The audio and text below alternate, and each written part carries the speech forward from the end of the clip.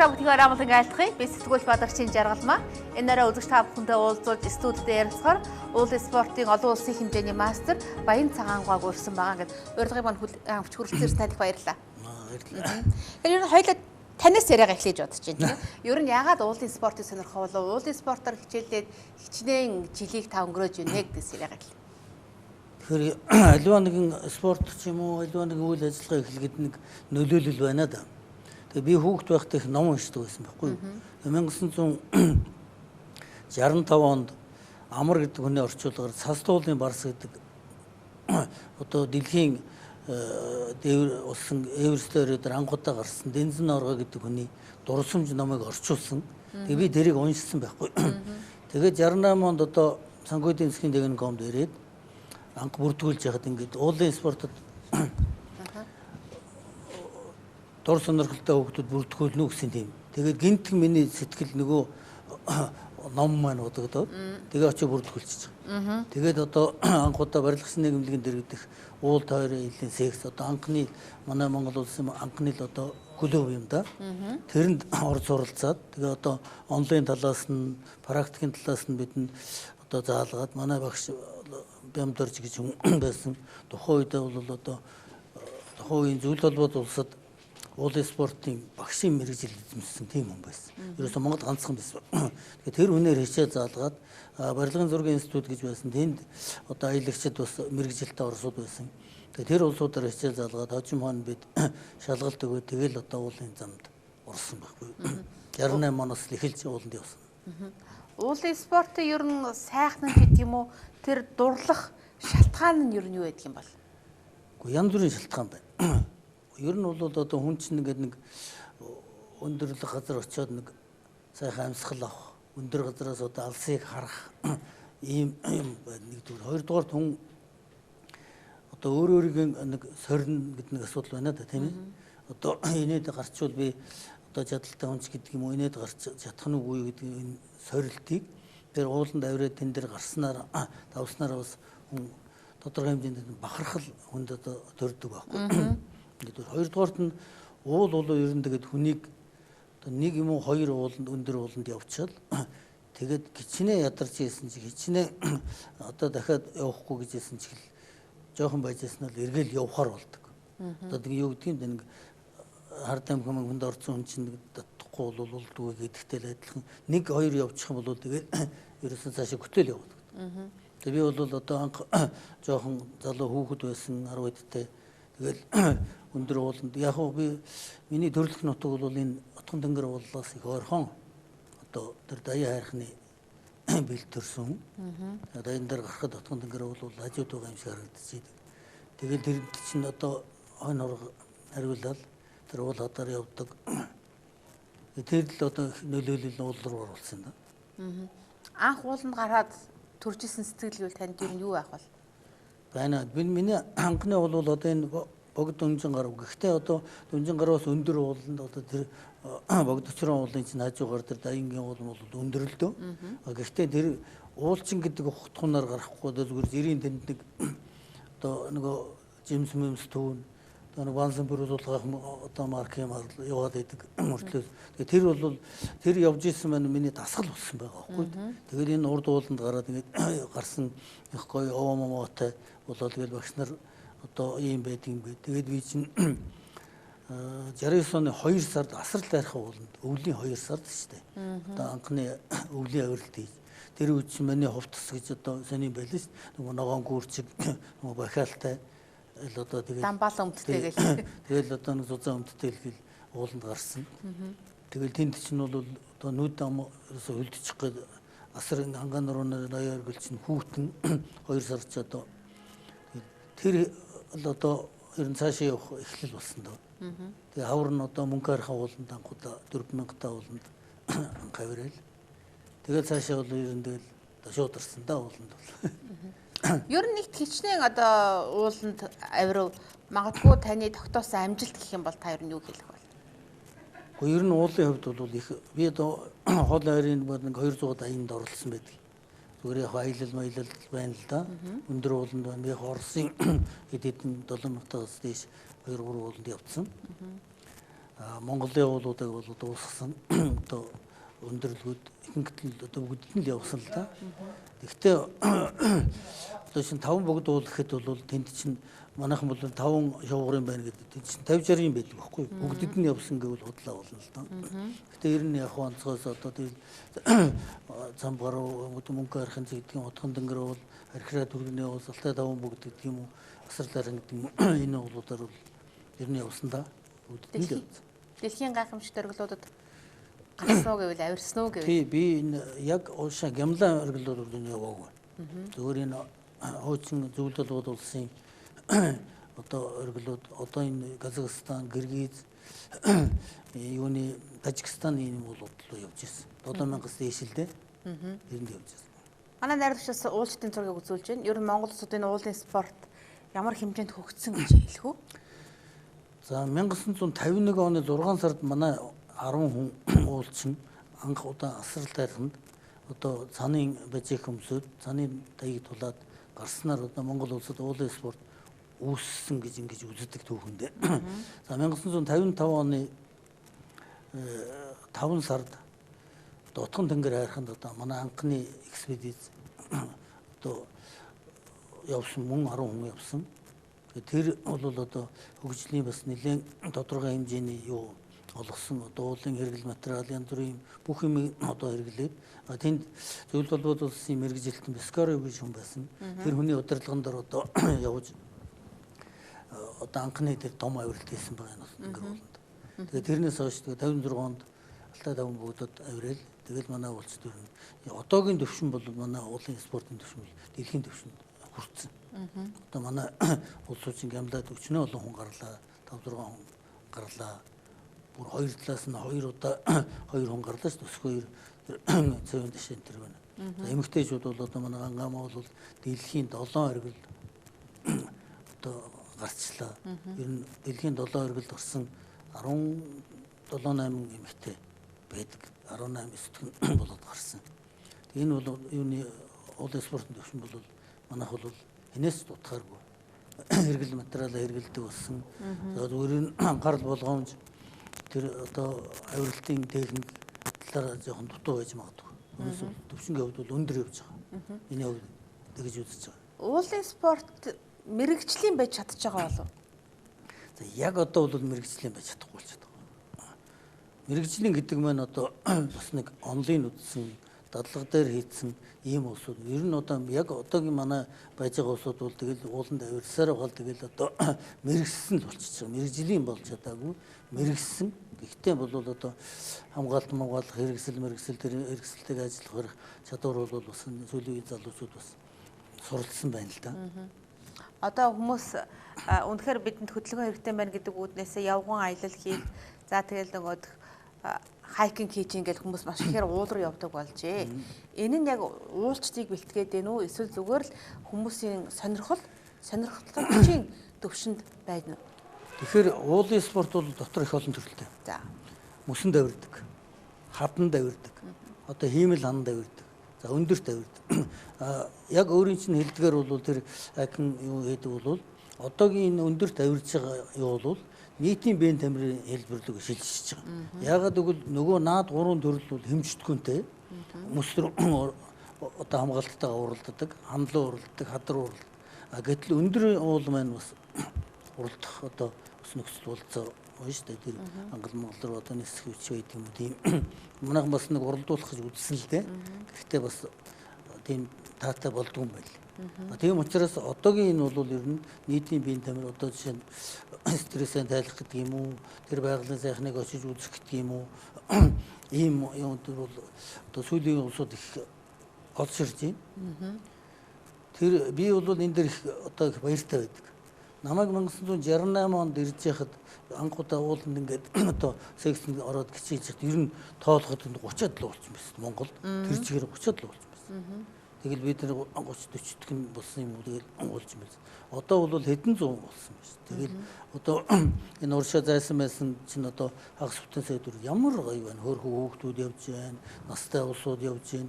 Энэ бол одоо уулын спортын уулын одоо тэр сайн сайхныг мэдэрч байгаагийн хэлбэрлэлтэй. Нэгдүгээр, хоёрдугаар уулын спорт бол хүнд нэгдүгээр төсвөр хатуужил, хоёрдугаар хүнлэг чанар олох ийм юутай шүү дээ. Одоо гуравдугаарт нь өөрийгөө сорих одоо ийм онцлогтой байдаг байхгүй. Тэгээд хүн байгальтай л тэмцэнэ. Хүн хүнтэйгээ тэмцэхгүй одоо тэр өндөрт явж байгаа бол байгальтай л тэмцэх байгаа байхгүй.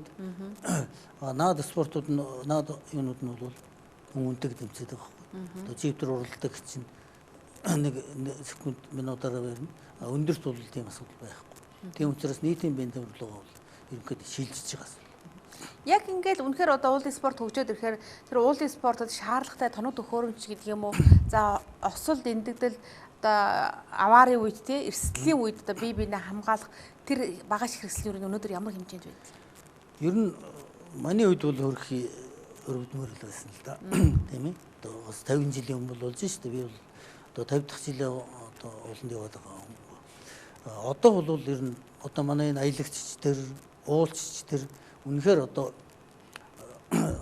говцтой, унартай, өргөл материалтай болсон. Одоо манай дэлгүүрүүдч байж байна. Өөр гаднаас улсуудыг одоо оруулж ирж байна. Өөрснөө гадаад очиж явж байна. Өргөл материалын хувьд бол тэрийг ашиглаад өөрийгөө хамгаалаад, бусдыг хамгаалаад явах чадвар л жоохон дутна гэхээс биш. Тэр өргөл материалын хувьд бол манай дутагдсан байхгүй. Та отхон тэнгэр хайрхны баг одоо хаяанд төрсөн хүү гэлээш, бэлтэн төрсөн хүү гэлээш. Отхон тэнгэр хайрханд ер нь хэдэн удаа авирч үзсэн бэ? Би одоо саяхныг тоолсон байхгүй. За. 33 удаа гарсан гэж. Тэгээ би бас бодоод байгаа энэ 33 надаас олон гарсан хүн байгаа юм болоо гэж сая одоо завханд очиод манай тэр сая ингээд Батманлаа гэдэг одоо аврах ажиллагаанд оролцоод явж байгаа. Тэрнээс асуусан чи 40-од юм ярьж байна. Оо за. Тэр бол яг аймгийнхын төвд байгаа уулчин шүү дээ, олон улсын хэмжээний бас тэр. Тий. Батманлаа бол одоо манай шилдэг уулчтай нэг. Шиши бангамаа гэж 8100 метртэй оргил дээр Монгол дэвших ангуудаа гарч одоо сюрприз барьжсэн залуу байгаа. Тэгээ тэр маань бас олон гарсан байл. Тэгэхээр би бол ингээд сонин юу гэхээр сүүлийн үед нэг жуулчд авч яваад тийм жуулчдыг авч явахаар ч олон гараад байгаа байхгүй. Би 1970 онд одоо гарсан байхгүй. Анх одоо Отгон тэнгэр уулын хайр дээр гараад. Тэгээ тэрнээс хойш цувал гараал байсан л да. Тэгээ сүүлийн үед бас нэг 90-ад оноос хойш болох төр нэлээд олон гарсан. Тий, түрүүн өдөрч би бас мэдээ уншиж байлаа тийм ээ. Жуулчдыг ер нь ууланд авирахад уулын зам одоо тэмдэглэгээ байдаггүй ч гэдэг юм уу. Тэр бүгдийг хөгжүүлэх юм бол улам их жуулч авах тэр боломж бас уулын аялалд байдаг юм байна гэдэг юм зүйл ярьж ирсэн. Энэ тал дээр та өөр ямар бодолтой байна? Гэхдээ манайх бол юу л дээ яг нэг их асар өндөр биш. 5000, 6000, 7000-тай биш. 4000-тай уул. Гэхдээ уул бол уул.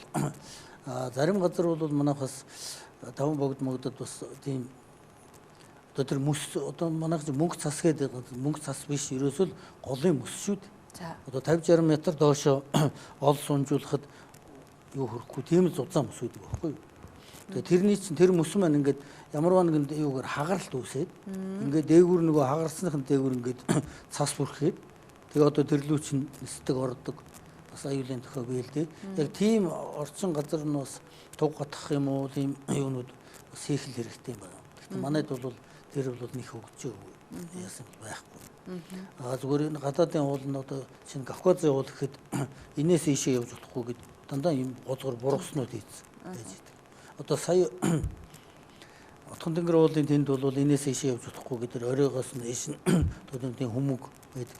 Тэр хавар нь бол одоо тэмдэг тавь одоо цааш тавлаа шаардлагатай л болж өөрчлөн л да. 2015 оноос хойш Отгон тэнгэр рүү гарахыг хориглосон гэдэг ийм сайдын тушаал байгаа гэдээсэн шүү дээ. Тийм юм байгаа. Чин 16 онд манай уулч чинь жилд нэг альфнад гээд одоо цугларт хийдэг байхгүй юу. Тэгээд 2014 он хамгийн том одоо 13 онд хамгийн том авиралт юуны Ховд аймгийн Самбар ууланд 300 гаруй хүн очиж авирч ирсэн. Тэгээд Отгон тэнгэрд 2016 онд одоо яана гээд авирлын 5 онд авирлын зохион байгуулна гэсэн чинь аймгийн иргэдийн урлаас одоо тийм тогтоол гарсан. Юуны байгаль орчны яамны сайдын тушаал гарсан гэдэг болиулсан байхгүй. Тэгтээ бас нэг тодорхой хэмжээний нэг цаг байсан санагдаад байна. 6 сарын хэднээс 7 сарын хэдэн хүртэл тийм хугацаанд л байна. Тэрнээс хойш бол авирахгүй гэсэн тийм байсан. Тэрнийг бол би одоо сайн мэдэхгүй байна. Тэр манайхан бас судлаад барил ярьцгааж ил байсан л да. Өнөөдөр төрийн тахилгатай энэ ууланд нутгийн ард түмэх дургу. уулзтыг гаргах. Тэгээ уулзтыг гаргах дургу. Тэгэл тэр мэрэл одоо шалгасан байдаг байх л гэж байна. Өнөөдөр чи 10 дугаар сарын 23-ны өдөр шүү дээ. Бид нар бол Отхон тангэрыг харихныг бол мөнх цастай уул гэж мэднэ тийм ээ. Яг ийм цаг мөчид өнөөдөр 10 сарын 23 одоо намрын сүүл сарын шинийн 4-ний өдөр тийм ээ. Ийм үед ер нь ийм цастай ууланд авирах боломж байдаг юм болов уу? Байна. Байна. Одоо Ер нь ямар үе вэ? Цаг агаарын хувьд. Цаг агаарын хувьд яг хуушхнуур янз бүрлээ. Өдий чинь бол цас орох завхан чиний тэр дайлангын нотгон тэнгэр уулын тэр өндөрлөг газар бол 8 сарын 15 гэтэл одоо цас аваа хийдэг газар шүү дээ. Тэгтээ бол застай байна. Гэхдээ яг уулзад бол аюулгүй байдлаа хангаад явах юм бол одоо ямар ч өвөлж явдаг. Өвөл одоо таван бүгд манай гама эрдэнтийн залуу молон тэр явж ил байсан.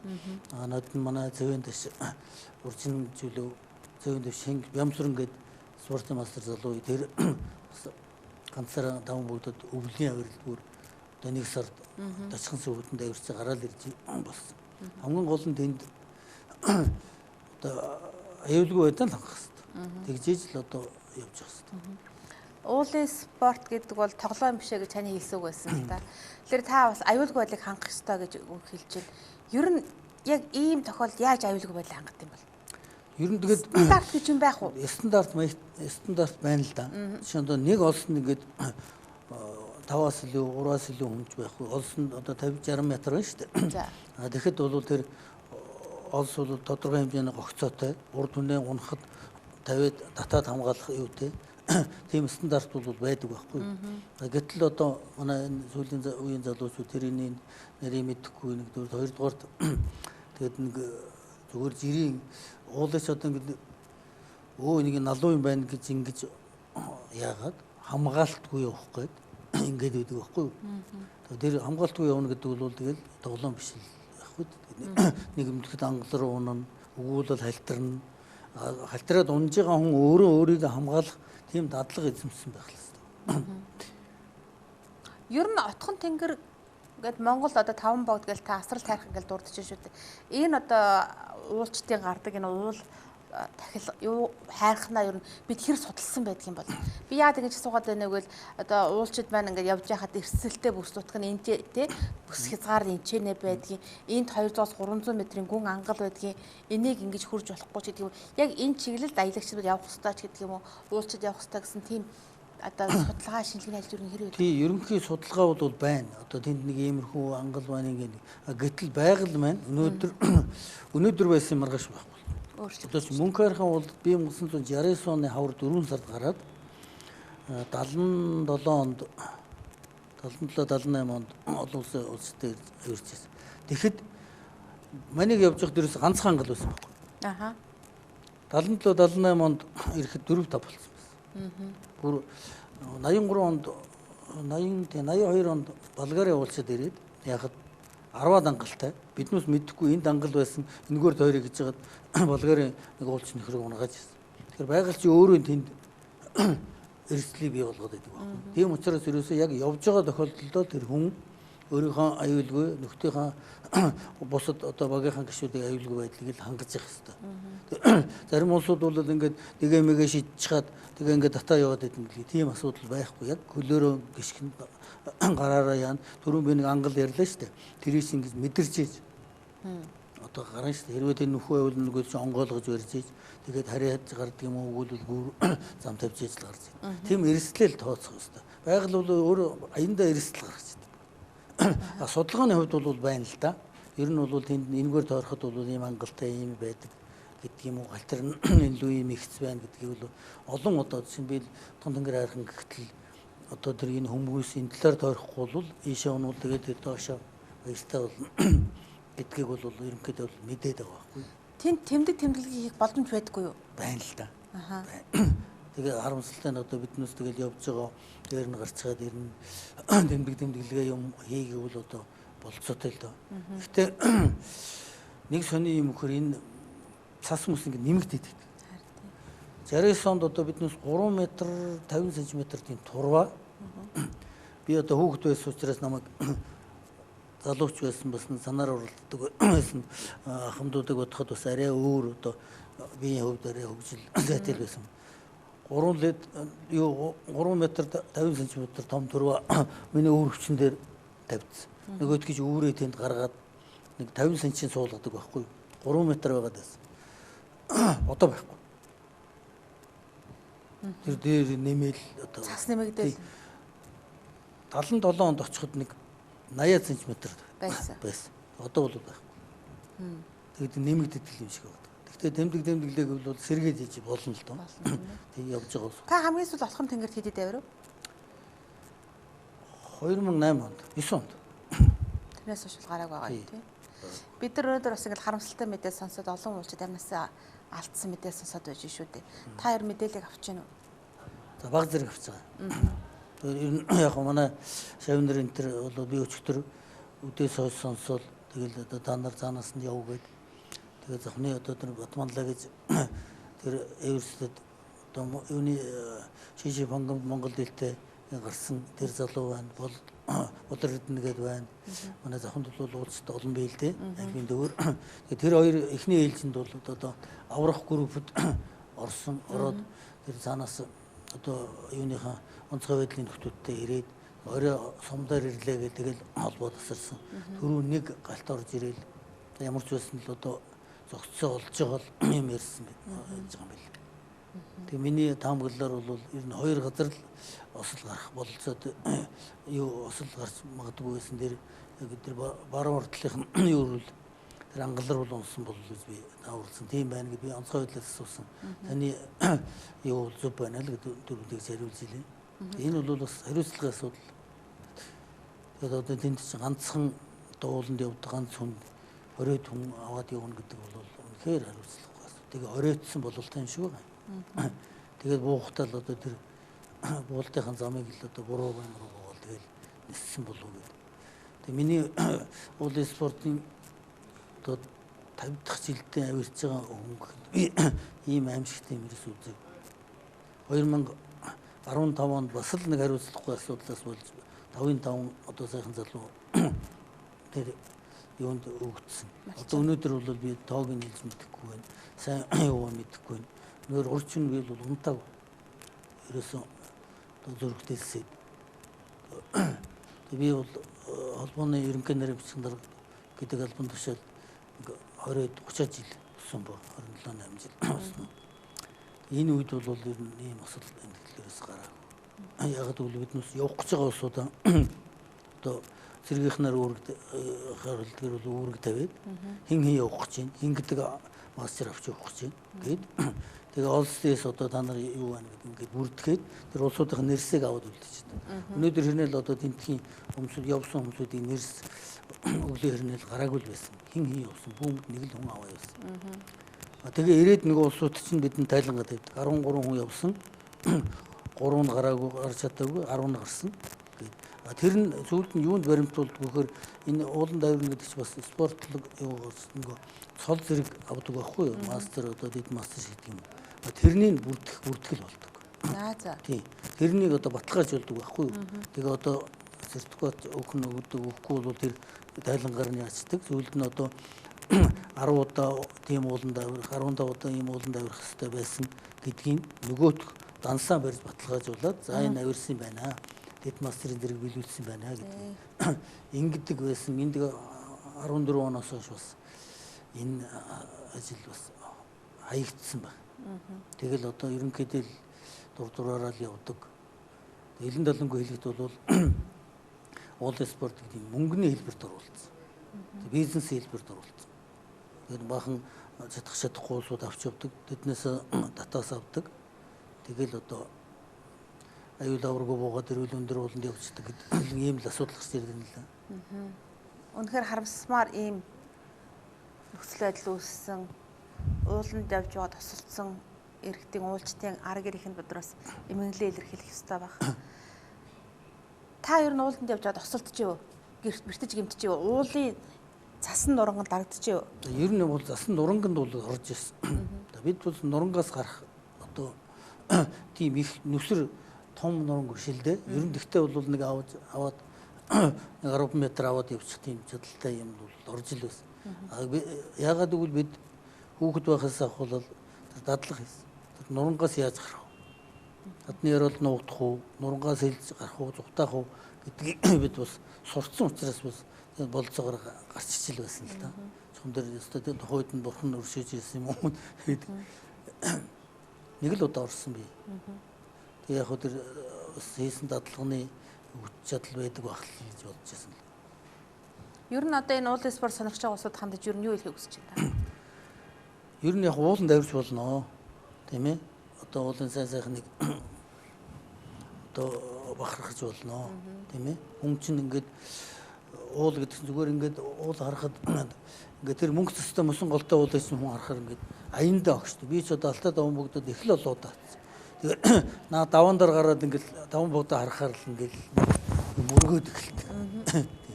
Тэгээд тийм одоо бахархалтай юм сайхан спорт ерөөсөө эцээ эцэд хүн хариуцлагатай байх хэвээр тэр нь суралцах хэвээр би уулчин болчлоо би одоо ер нь аврагуулчин гэж байдаг байхгүй аврагуулчин гэж байдаг нөгөө нэг баян хүн нэг шуурганд баатар хүн нэг суманд гэдэг шиг аврагуулчин нэг нь нүхэндэл юм шүү дээ энэ жишээг нь ярихад одоо Гямлаа орой дээр 17 удаа гарсан энэтгийн нэг хөтөч байгаа одоо шефа тэр нөхөр 6000 метрт явж байгаад ангал руу байхгүй. Ерөөсөө тэр уулыг бол ирсэн уулыг бол яана гэсэн юм бэ? Ерөөсөө алхам тутамдаа одоо нэг хэмжээд 7 хэмжээд нэг огтлдог л алхам тутамдаа л одоо болгоомжтой явж явах хэрэгтэй нэгдүгээр хоёрдугаар суралцах хэрэгтэй. Тэр уулын тавилгын төлөвлөлтийг яах хэрэгтэй. Зүгээр одоо нэг хэд уулын хүн дагаж гарчаад одоо би уулсан гэжлээ. Ингээд хийж дэлдээд байх юм бол тэр нэг өдөр тэр өснө англын орол болно шүү дээ.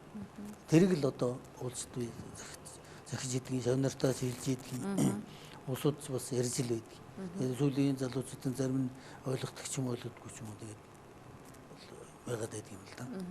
За үнэхээр уулын спортын одоо сайн сайхан за мөн эрсдлийг бид тооцоолох хэрэгтэй. Энэ бол тоглоом биш юмаа гэдгийг бас олон улсын хэмжээний мастер Баян цагаантай ярилцаж үзэгч та бүхэнд хүргэлээ. За үнэхээр одоо энэ өдрүүдэд бид нар одоо 17 уулчны амь нас ийм эрсдэлтэй энэ цаг мөчид энэ бол үнэхээр хариуцлагын асуудал байдаг юм байна гэдэг мэдээллийг бас та бүхэнд өгсөн байх гэж бодож байна. Ууланд явж аваад амь насаа алдсан уулчдынхаа ар гэрийг бас гүн эмгэнэлээ илэрхийлээ. Магадгүй уулын спортыг сонирхож байгаа залуучууд маань ч гэсэн ахмадуудынхаа үгс сонсох хэрэгтэй байх гэж бодож байна. Өнөөдрийн зочин Ахмад уулчин олон улсын хэмжээний мастер Баян цагаан байлаа. Танд их баярлалаа. За